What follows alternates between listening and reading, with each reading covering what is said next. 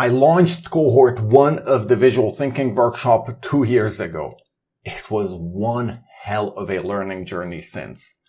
Today, I'm proud to announce that I'm launching the Visual Thinking Workshop self-paced course. This course contains 12.5 hours of hands-on video. I'm taking you through the study of The Extended Mind by Annie Murphy-Paul, a book that is super relevant to the topic of spatial visual thinking. And of course, the course includes my demo vault with 6 book-on-a-page examples, complete with literature notes and everything, and a whole lot more. On top of this, I'm adding a couple of offers. If you want to have a more deep learning experience, I'm adding office hours, one-on-one coaching, and I'll still keep the cohort experience. Indeed, as part of this launch, I'm hosting a special cohort, cohort 11, which is going to take you through the extended mind alongside the self-paced course. I thought I would make this launch a bit playful, so I invited ChatGPT to interview me about the course and ask me a couple of challenging questions. Let me know how you like this approach. So let's play a game. I'm launching the Visual Thinking Workshop self-paced course this week. First, ask me a couple of questions about the workshop and then ask me some challenging, more skeptical questions that come to mind. Ask them one by one, make this into a dialogue. Sure, let's get started. First, can you tell me what the main goal of the Visual Thinking Workshop is? What can participants expect to gain from it? So from a practical perspective, the main goal of the workshop is to take you through the process of reading a book, creating a book-on-a-page summary, and then adding visual Zettelkasten or permanent notes to your knowledge management system. At a more broad perspective, the objective of the workshop is to use this book-on-a-page approach to help you build some visual thinking skills, including illustration skills, including linking and thinking skills, and storytelling skills as well. That sounds interesting. So how do you ensure that participants actually apply what they learn? Are there any specific exercises or activities built into the course to encourage that? Yeah, so the course takes you through The Extended Mind by Annie Murphy-Paul.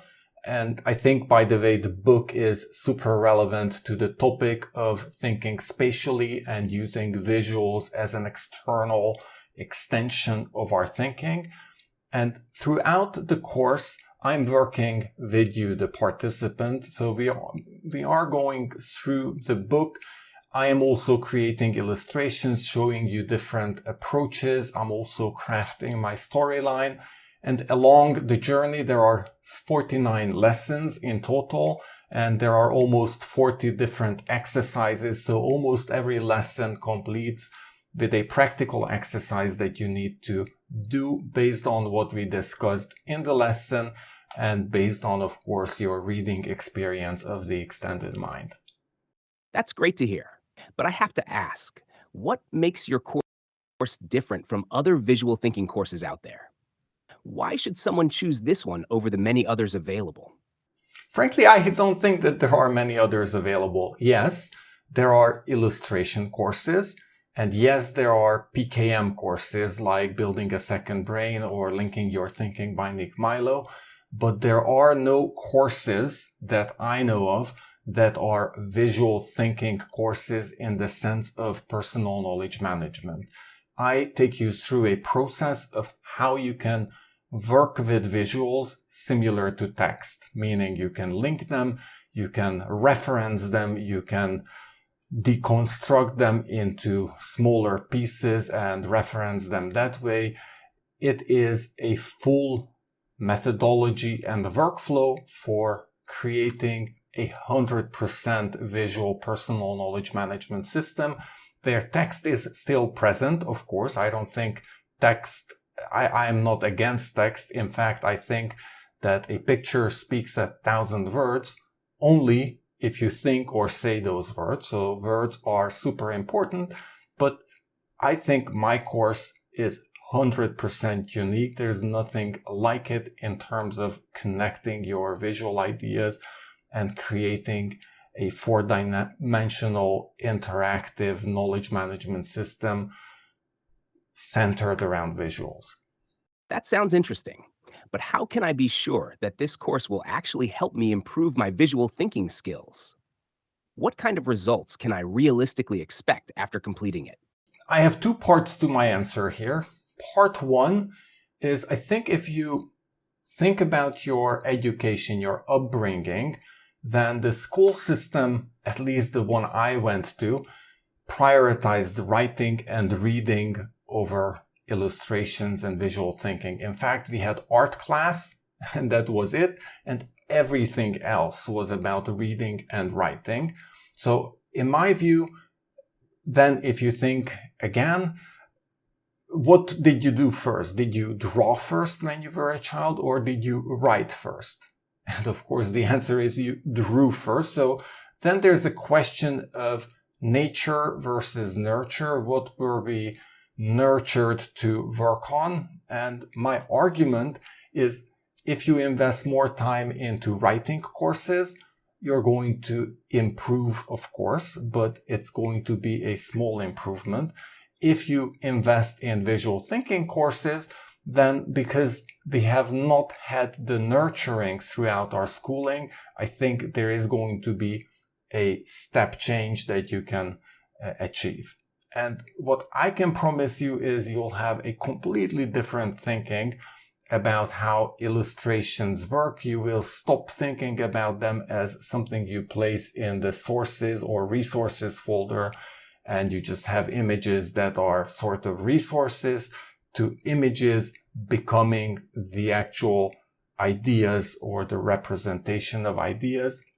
Maybe just one more thought here, that I heard this thought from Elon Musk when he was talking about Neuralink and talking about the effective bitrate. And he mentioned that, of course, the effective bitrate of language is extremely slow. And I argue that the effective bitrate, or let's say the compression that you can achieve with visuals, is much higher. Thus, if you do visuals well, then it will elevate the depth of your thinking, because you're going to be able to work with larger concepts quicker. And I think, of course, I cannot promise that by the end of the course you achieve all of these, but I can definitely promise that by the end of the course you are going to be thinking differently about illustrations and about their role in your knowledge management note-taking system. That makes sense, but I still have concerns about the practical application. How can I integrate what I learn in this course into my existing knowledge management system? Will it work with tools I'm already using? Or will I have to change my entire setup? So the tool, or the course, does use Obsidian and Obsidian Excalidraw and Excalibrain as the base tools. And it is true that I've searched for many years. I would say for 25 years, I've been searching for a visual thinking tool. I tried lots of tools like mind mapping tools or like different drawing tools and things like OneNote, etc. But frankly, I didn't find the tool I'm looking for, and that's why I created the Obsidian Excalidraw plugin. So yes, some of the concepts that I explain are Obsidian Excalidraw specific. However, I also believe that the basic mindset of thinking visually and the use of visuals is tool agnostic. And I would say that at least 80% of what the course is about can be applied to, I think, a broad range of knowledge management tools. The other thing I would highlight is that the course is not only applicable to personal knowledge management. I think, or I believe, that thinking is communication. It is communicating our ideas with others or with ourselves to create feedback loops. As Andy Murphy-Paul says, they are loopy creatures. And illustrations, creating drawings, is an important feedback loop. So I think this skill of thinking visually will influence how you work, how you do other parts of your life. And the other aspect here is visual storytelling. And just think of a presentation you do at work. It is visual storytelling. Your slide is the card forcing function if you look at the mindset framework that I'm teaching. And you need to tell a story, and I believe that the same approaches, the same concepts about storytelling, about illustration design, about creating meaningful concept visuals that are not trivial icons but actually convey the message you want to say. I believe that that is 100% relevant to professional presentations as well, not just in Excalibur and Obsidian, but in tools like, for example, PowerPoint or Google Slides or Keynote.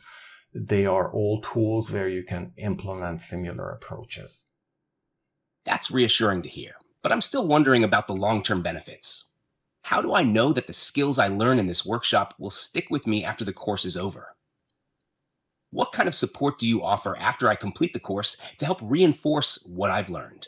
There's going to be a community, a Discord community. Anyone signing up for the course will automatically become part of that community. So one of my approaches is to have that community in place. The second approach is I see the Visual Thinking Workshop self-paced course as an entry course, if you would say. And I will continue to have cohort-based courses, but the cohort-based course is going to focus on the practical application of these approaches. So instead of teaching the basics, we are going to take a book. It's going to be like a visual book club. And from book to book, we are going to be going through the process of creating illustrations, creating stories, creating permanent notes, and going through all the practices, concept maps, mind maps, research around it. That sounds promising. But what if I struggle with some of the concepts during the self-paced course? Is there a way to get help or ask questions if I'm having difficulty? The self-paced course is going to come with a couple of additional options or offers. One of them is to sign up for 2 months of office hours. Office hours are going to happen every second week, and there's going to be an hour where those people who are at that time subscribed to office hours can come and ask questions, and it's going to be an interactive session with me. By the way, I'm going to have one for the East time zone, so Asia, and one for the Americas and Europe, and it's going to be an alternating week. So if someone joins from the East time zone, then they are going to have an opportunity to have a dialogue with me as well. So that's one of the options that I'm adding to the workshop. The other option I'm adding is a one-on-one coaching option that people can subscribe to. And if they do, then with that, they are going to have an option of setting up a 1 hour slot with me, and we can dive into his or her immediate issues and questions. And on top of all of this, as I'm launching the course, I'm going to run cohort 11 as a unique and special cohort. In cohort 11, we're going to be reading the extended mind. So we are going to work through the self-paced course together. This is an awesome opportunity, I think, in terms of having the self-paced course at hand, but also having these cohort-based sessions where we actually practice the material in the book. And I'm also super excited because I want to read The Extended Mind again. So it's a good book. I want to go through it with a cohort and have those discussions. So I think that's going to be a special opportunity now as I'm launching the course. But later on as well, I'm offering a cohort option next to the course. So people who take the self-paced course can opt in or buy an option to participate at a future cohort, and use that as an opportunity to deepen their understanding. That sounds like a great support system. But what if someone feels that the content isn't meeting their expectations or needs? Do you have a refund policy or any way for participants to voice their concerns about the course? So I'm definitely there to listen. Absolutely. And Discord is one way of contacting me. I think those who have worked with me know that I am super responsive to anyone's issues, and I try to do everything in my power to help you, even those who are not participating in the course. Just look at my YouTube channel, my plugin that I'm offering free of charge. I think it is the best visual thinking tool available that you can get without paying for it. So I am absolutely open to sharing. There is no refund policy, however, because when you purchase the course, you essentially purchase my intellectual property. This is why I sort of split this offer into separate parts, so you can purchase the course with the demo vault. We haven't yet talked about the demo vault. The demo vault is a super important part of the entire package. In the demo vault, you get 7 book on a page examples, complete with full literature notes, with everything, with book on a pages, with icons. You get almost 400 icons. You also get an article on a page, some Zettelkasten notes. You get my mindset cards, all of them, or 35 of them, with lots of background information. So with the demo vault, you also get my templater scripts. You get a huge value with the demo vault itself. Many of the participants earlier have commented that the demo vault itself was worth the price of the workshop, not to mention the additional sessions. So no, there is no refund policy, but I'm there to help and there to support the participants. And the primary approach, if you do not sign up for office hours, is through Discord. If you do sign up for office hours or one-on-one coaching or the cohort experience, then of course there's a more personalized experience, because then we can meet face to face, at least via video. So that's definitely a stronger engagement. Having a supportive community and being responsive can really enhance the experience. The Demo Vault sounds like an incredible resource, too. It's great that you've put so much effort into providing valuable materials. Are there any specific outcomes or transformations you hope participants will achieve by the end of the course? Well, my primary hope is that when you read something or when you process some information, you immediately start to think about, how would I visualize this?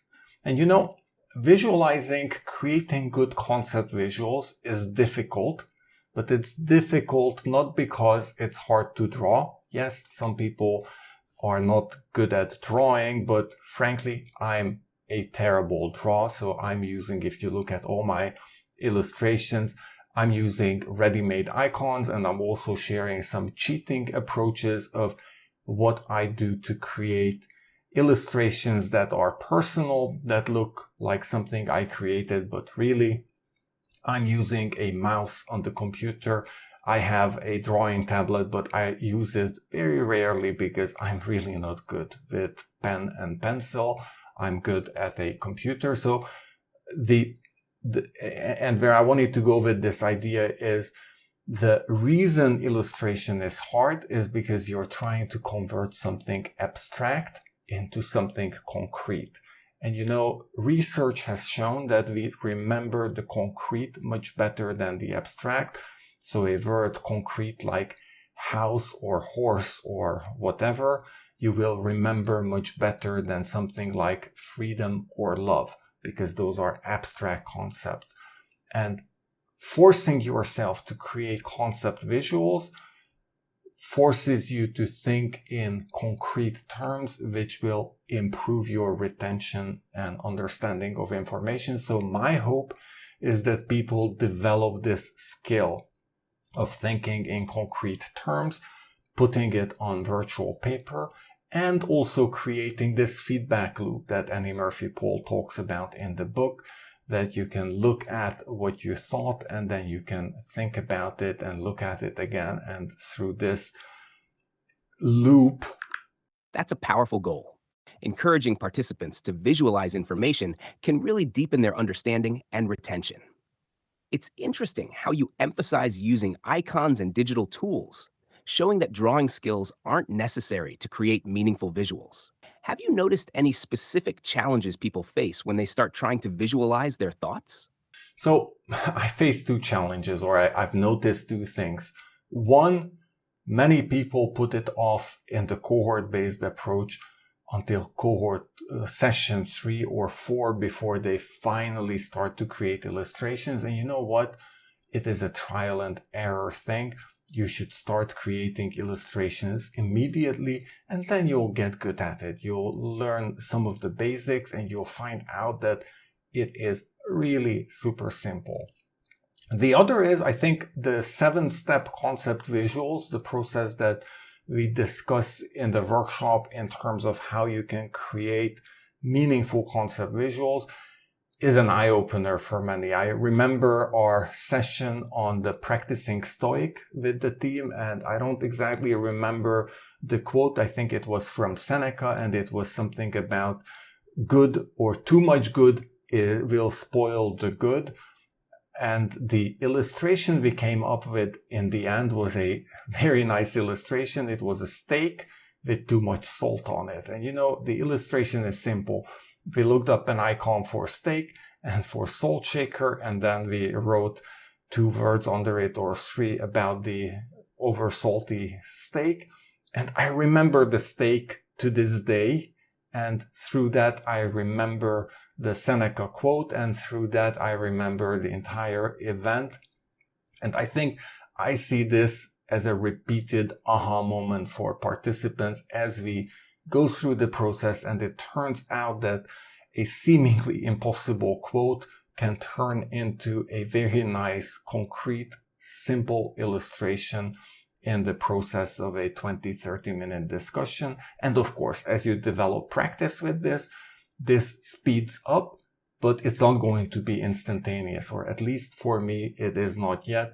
It is always a mental challenge to come up with a good illustration, but I think it's a mental challenge, as I said earlier, because I'm translating the abstract into the concrete, and that is hard. And usually we skip that. We sort of say big words and we think we know what it means, but in reality, we don't know.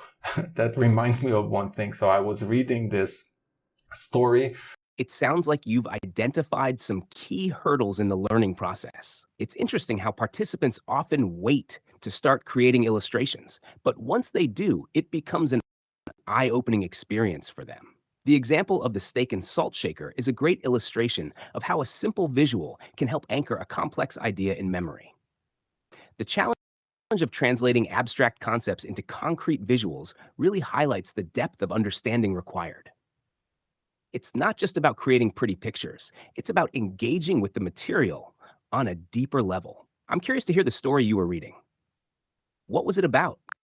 Yeah, so it was about Charles Darwin. The name escaped me for whatever reason. So it was about Darwin, and Darwin remembering that in school, so he grew up observing animals, and in school he was asked if he knows the names of the animals, and it turned out that he didn't know the names of the animals, but he knew everything about them. And I think this is how we are often with words. We use big abstract terms, but we never really take the effort to understand what they mean. So we throw around big words, we talk about big ideas, but without translating it into something visual, we really stay at the surface of the idea. We never dig deep to understand what is the message we are trying to tell and what are the concrete concepts or concrete ideas, elements that we could use to convey that story. That's a powerful story about Darwin. It really illustrates the idea that knowing the essence of something, like the behaviors and characteristics of animals, is far more valuable than just knowing their names. This parallels how many of us engage with abstract concepts without fully grasping their meanings. By visualizing ideas, we dig deeper and develop a better understanding. It forces us to break down those big words into tangible elements, which can enhance both comprehension and retention. It sounds like your workshop is fostering this kind of deep engagement with material. Yeah, definitely. So that is my drive to create this deep engagement with material. So another thought that regularly crosses my mind that in today's world, everything nudges us to be superficial. If a video is not good, it doesn't capture your interest or your imagination, you'll switch to the next one in 10-15 seconds. And I believe that great achievements require significant work. I don't believe in easy results. And look at anyone who achieved a Nobel laureate or anything significant in the world. They spent not hours, not days, not weeks, not months on the topic, but years or even decades. So my point is, by way of creating illustrations, by way of creating this visual feedback journey, I create this environment where people can... Encouraging participants to invest time and effort into understanding concepts fully, rather than just skimming the surface. It's true that in a world where instant gratification is the norm, slowing down to truly engage with material can feel counterintuitive. By emphasizing that mastery requires dedication, you're not just teaching them to create visuals, you're instilling a mindset of perseverance and depth. This kind of learning is invaluable and can lead to those aha moments that transform how they think and process information. What kind of feedback have you received from participants about this shift in approach? So one of the feedbacks I've received is typically there is a hardcore of the cohort who takes the process until the end and creates the process visual at the end, not the process visual, the book on a page, and tells the story. And I've seen super satisfied, happy people who got to this point, satisfied with the story they told, satisfied with the learning. And I can also see some of the materials that they share from time to time in terms of creating their own book on a page visuals and just getting back with some ideas to our showcase, etc. I also see that many people don't have the energy or the time to invest, and therefore they, along the way, lose interest or step out of the process. My hope is that the self-paced course provides this opportunity, that because the cohort is 6 or 7 weeks long and it requires really at least 1 day or more per week investment. And I can fully understand that people struggle to set aside that much time in their busy agendas. I think with the self-paced course, you can still complete the self-paced course in about 5 to 6 weeks if you're focused on it, but that's going to be hard work. Remember, there's 12.5 hours of video and there's a book to read and there are illustrations to do. So this is a heavy piece of course, but people who don't have that amount of time within 5 to 6 weeks maybe can do the course in 2 or 3 months and they will get the same level of engagement and value out of it, or maybe even more, because it's a longer brewing process and usually the long brew results in a better flavor. So I think that is my hope, that with having the self-paced approach to all of this, people will have an opportunity to engage deeper and I'll have more people go through the entire journey. But yeah, so that's my experience and feedback. Many people have seen the amount of work and said, no, at this time I don't have the time, I'll listen to recordings, etc. The people who have completed the workshops, I can see very satisfied people who use the tools and approaches in different contexts, and sometimes I come across those results, and that always makes me smile, and I'm always heartfelt. It gives me warmth when I see that. Their progress, and how they've integrated what they've learned into their own work. It's rewarding to see that effort pay off in their visual creations and storytelling. You're right that the self-paced course offers flexibility for those who might struggle to commit to a structured timeline. The idea of a longer brewing process enhancing the learning experience makes sense too. It allows participants to digest the material at their own pace, which can lead to deeper understanding and retention. It's great that you're getting feedback on both sides: the dedicated individuals who complete the cohort and those who need more flexibility. Have you thought about ways to encourage those who might feel overwhelmed to engage more fully in the self-paced course? So that's where the one-on-one coaching and office hours come in, and the Discord community, as well as the exercises and the help I provide in the self-paced course. So the self-paced course sort of assumes that you have no experience with Obsidian and Excalitraw.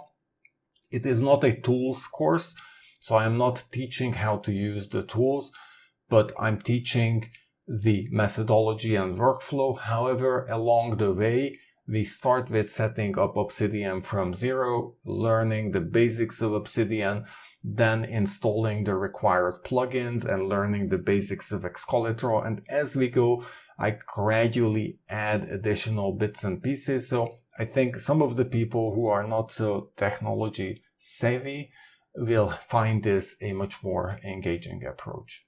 However, I think we need to bring the conversation to an end. So help me conclude this discussion, maybe provide a summary of the key points that you learned from this, and let me know if there's any further last question or skeptical issue that you have that you would like me to answer.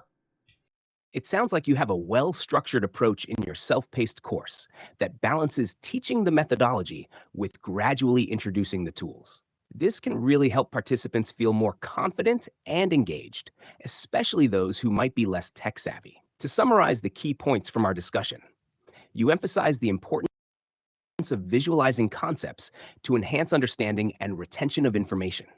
Many participants in your cohort-based workshops often delay creating illustrations, but you encourage starting early to build skills through trial and error. The 7-step concept visuals process has proven to be an eye-opener for participants, turning abstract ideas into concrete visuals. You're aiming to deepen engagement with material, recognizing that great achievements require significant effort over time. Your self-paced course provides flexibility for learners, allowing them to engage with the material at their own pace, while still offering support through coaching, office hours, and a community.